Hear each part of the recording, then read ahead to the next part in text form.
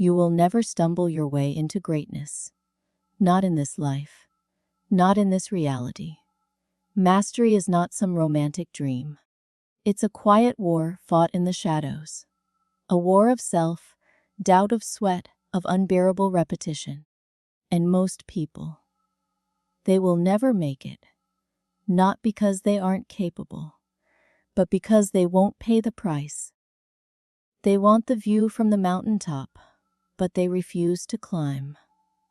They want the applause without the silence. They crave the glory, but fear the discipline. Confucius once said, "The expectations of life depend upon diligence."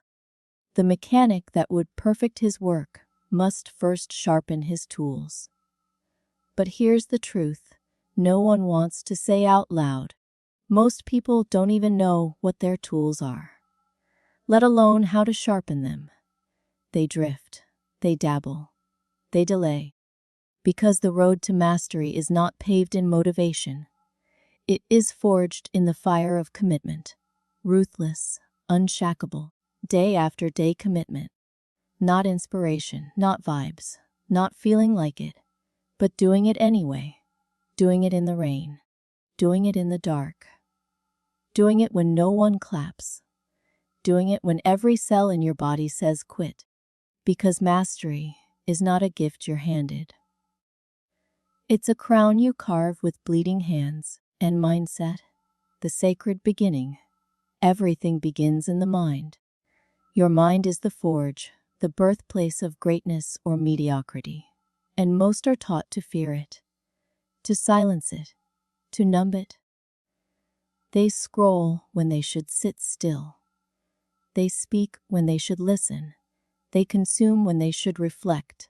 The world has become addicted to noise. But mastery is born in silence. Stillness is not weakness. It is the training ground of the elite. Because in silence, the voice of your purpose can finally be heard. Confucius wrote, "The superior man is modest in his speech, but exceeds in his actions." All your thoughts, your beliefs, your inner language. This is the scaffolding of your destiny.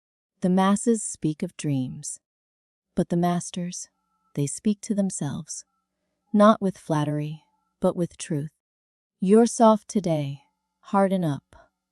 You're making excuses. Cut them off. You drifting. Return to the path. This is not self-hate. It is self-respect. It is self-command. It is the steel backbone of someone who knows where they are going. And this is why few people rise. Not because they lack opportunity, but because they were never trained to control their own mind. If your thoughts are undisciplined, so is your future.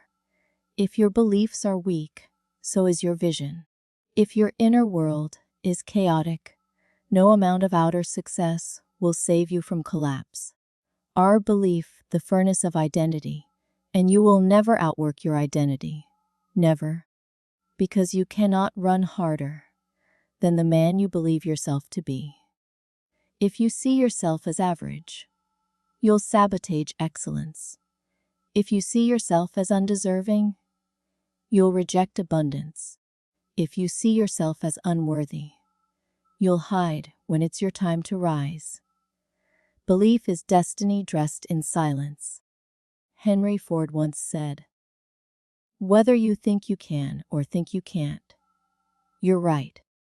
And what he meant was this: the mind is not a mirror, it's a mold. Whatever you pour into it, it will harden into. Most people were poured into by weakness, fear, insecurity, generations of small thinking, parents who didn't dream, teachers who gave up on them, friends who joked about staying broke. And now they walk around in armor made of limitation. But mastery begins the moment you decide to rip that armor off. When you choose to believe that your spirit is bigger than your circumstances. Not overnight, not through affirmations and fake positivity, but through evidence, earned belief. Not, "I am great," but have done great things. A not, I am enough, but I have shown up when most would have quit. Every workout, every early morning, every night of study, every rejection you overcame, every day you chose to grow instead of stay still. These become the bricks of your belief. Because mastery is not built on confidence. It is built on proof. Clarity, the knife that cuts through chaos. The world is chaotic because people live without clarity. They wake up and check their phones, not their purpose. They chase distractions and call it being busy. But being busy without clarity is just sophisticated procrastination. Confucius said, "When it is obvious that the goals cannot be reached, don't adjust the goals. Adjust the action steps." But how many even know what their goals are? You ask them what they want. They hesitate. You ask them why they grind. They stutter. You ask them what their dream life looks like. They quote someone else's. This is not mastery. This is mimicry. The elite don't guess. They don't stumble forward. They move with precision, with intention, with clarity. Their goals are not vague. Their standards are not negotiable. Their vision is not a Pinterest board. It is a blueprint. Walt Disney drew sketches long before Disneyland was real. Carnegie wrote plans long before he built steel empires. Lincoln studied law long before he led a nation. They saw what others couldn't because they looked inward longer than others ever dared. Clarity is not some magical moment. It is the reward for deep reflection. It is not lightning. It is digging. What do I want? Why do I want it? What price am I willing to pay? Ask, answer, act, repeat. Until your path is carved into your soul so deeply, nothing can pull you off it. Air vision, seeing beyond the horizon. A man without vision is a ship without a rudder. He may float, but he will never arrive. Vision is not a luxury. It is a necessity. And if you do not define your vision, someone else will sell you theirs. We live in an era where people are more motivated to be seen than to become someone worth seeing. But mastery demands solitude. It demands the ability to go blind to the world, so you can see what no one else can yet understand. Steve Jobs had a vision for technology when computers were toys. Thomas Edison saw light in darkness before the world believed it was possible. The Wright brothers saw wings in the sky when man was born to walk. Visionaries do not borrow conviction. They birth it. They are willing to look crazy, to look foolish, to walk alone, because they are building what does not yet exist. Confucius reminded us, "The man who moves a mountain begins by carrying away small stone." That's vision. Not just seeing the mountain, but believing in the strength of your hands to move it. To carry stones no one sees. To show up when no one cheers. To believe in a future that hasn't yet breathed. This is the truth about mastery. It requires a vision so clear it can guide you through fog, failure, and fear. And when your vision becomes stronger than your excuses, you begin to move like a different animal. You no longer chase, you build. You no longer wish. You become. As the script continues, let me know when you're ready for the next 200-word chunk. You said, Part 2 Piche. GPT said, our discipline. The temple of mastery. Discipline is the line in the sand. It's where the talkers are separated from the builders. It's where the ones who post about goals are left behind by the ones who pursue them in silence. Confucius said, the expectations of life depend upon diligence. But modern life teaches comfort as a virtue, not diligence. You're told to go easy on yourself, to rest when it's hard, to take the pressure off. And that advice may soothe the ego, but it never builds an empire. Because the path to mastery is carved in stone with the tools of discipline. Discipline doesn't care how you feel. It doesn't wait for permission. It doesn't flinch when it's hard. Discipline is not about grinding until you burn out. It's about aligning every part of your being with what must be done. It is not punishment. It is devotion. Devotion to your highest self. Devotion to the dream only you can see. Devotion to the version of you that will never exist if you keep betraying it for comfort. The greatest pain in life is not failure. It is potential unfulfilled.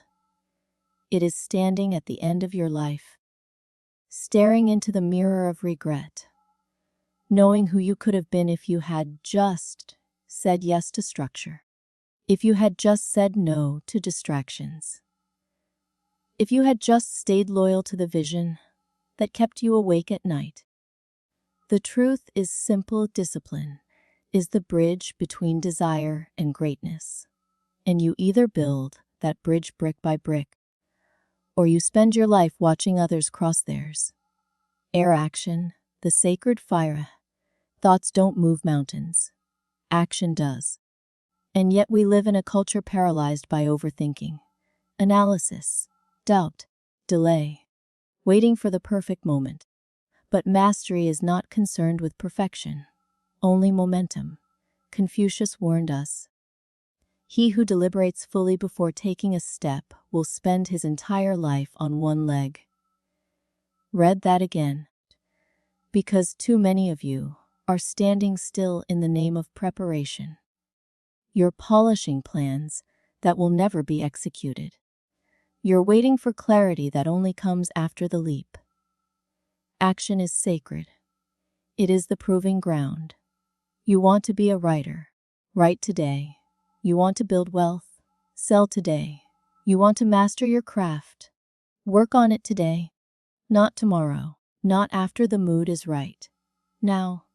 Because action is how you signal to the universe that you are serious. Not intentions. Not journals full of goals. Action. Every rep you take. Every hour you grind. Every risk you dare to make real. This is the altar where potential becomes power. Abraham Lincoln lost multiple elections before ever holding power. But he acted. Thomas Edison failed thousands of times before he lit up the world. But he acted. They didn't wait for certainty. They didn't wait to feel ready. They moved. Because those who master the world do not wait for permission to create it. Gratitude, the hidden power, and gratitude is not soft. It's not a greeting card or a warm quote on social media. Gratitude, in its highest form, is a weapon of war. Because in the face of exhaustion, in the grip of failure, gratitude is how you fight back. It is how you refuse to be broken. It's how you stare at your smallest progress and say, I'm not there yet, but I'm coming. A gratitude is the ability to remain grounded when life shakes you, to see lessons in rejection, to find power in pain, to remain faithful in drought. Confucius taught, the man who asks a question is a fool for a minute. The man who does not ask is a fool for life. Gratitude allows you to ask, to seek, to fail forward without bitterness. Because when you're truly grateful, you're not fragile. You don't crumble under critique. You use it. You don't collapse when it's hard. You grow muscle in the struggle. You see adversity not as punishment, but as a hidden gift. Because every master was once forged in the fire of failure. Every master has scars, and they're proud of them. Gratitude is not delusion. It is direction. It keeps your eyes on what matters, even when the path is brutal. It turns struggle into sacred fuel. Or adaptability, the master's secret weapon. A river does not complain when it hits a rock. It flows around it. That is adaptability. That is the trait that separates the rigid from the relentless. Because the one who refuses to bend will break, and you will be tested. You will be blindsided. You will build plans, only to watch them collapse in front of you. But mastery is not about clinging to a path. It is about clinging to a mission. Confucius said, "When the wind blows, some build walls, others build windmills." You must become the kind of person who builds windmills in hurricanes, who does not fold when life gets ugly, because it will get ugly. But mastery requires you to adjust, not abandon. Pivot, not panic. Recalculate, not retreat. This is why so many never rise. They fall in love with a plan instead of the purpose behind it. They think the first failure is final. But masters see every failure as a teacher, every detour as divine. They remain fluid, flexible, focused, like water in a storm. Unshakable in direction, impossible to stop. Adaptability isn't about being passive. It's about being unbreakable. Or resilience, the edge that can't be bought. Resilience is not built in the light. It's built in the dark. It's built on the mornings you get up with sore bones and silent victories. On the nights you grind with no audience, no feedback, no praise. It's the muscle you build when you're still here. After they doubted you. After you doubted yourself. After the storm came and you didn't run, you stood. Confucius reminded us, our greatest glory is not in never falling, but in rising every time we fall. You hear that and nod.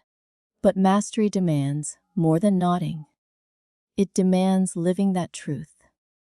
It means risking your pride to rise again. Risking your heart to believe again. Risking your strength to try again. When everything in you wants to shut down. Resilience is not loud. It's not glamorous. It's quiet, gritty, lonely. It's choosing to show up again. When the results are slow. When the wins are rare. When you have every excuse to quit. And you don't. Because you are no longer living for applause. You are no longer fueled by validation. You are loyal to the process. And the process, it never betrays the resilient. Let me know when you're ready for the continuation. The final sections on learning, mastery, and the climactic ending. You said part 3 and is the last part. ChatGPT said, learning, the eternal discipline. The moment you stop learning, you stop growing. And the moment you stop growing, you begin to decay. Because mastery is not a final destination. It's a lifelong pursuit. You don't arrive, you evolve. Confucius lived this truth. He said, "If I am walking with 2 other men, each of them will serve as my teacher." That was not humility. That was power. Because when you adopt the posture of a student, life becomes your classroom, and everything becomes fuel. The elite don't walk into a room needing to prove they're the smartest. They walk in looking for what they don't know yet. They don't crave validation. They crave correction. They don't avoid feedback. They hunt it down, because every critique is another brick in their foundation. This is why most people plateau. They confuse success with completion. They master a skill and they get comfortable. But comfort is where greatness goes to die. You either sharpen the blade daily or rust takes over. So ask yourself, are you still learning? Are you still refining your craft? Are you still uncomfortable? Because comfort breeds decay. But hunger breeds greatness. Our mastery, the unforgiving summit. This is the truth about mastery. It is brutal. It is unglamorous. It will cost you more than you thought you could pay. And yet, it is worth every ounce of pain. Because mastery is not about having more.